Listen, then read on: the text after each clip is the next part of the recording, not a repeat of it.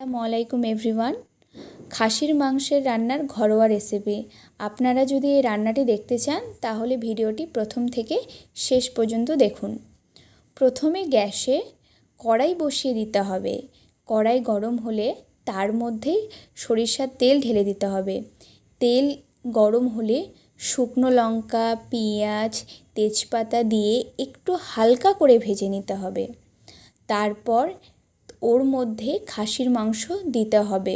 এক এক করে হলুদ, লবণ, জিরে গুঁড়ো, ধনের গুঁড়ো, লঙ্কার গুঁড়ো, গোটা গরম মশলা, দারচিনি, এলাচ, আদা বাটা, রসুন বাটা দিয়ে নেড়ে চেড়ে জল দিতে হবে। তারপর ঢাকনা দিয়ে ঢেকে দিতে হবে। 30 মিনিট পর ঢাকনা তুলে কষিয়ে নিতে হবে। কষানো হয়ে গেলে পরিমাণ মতো জল দিতে হবে।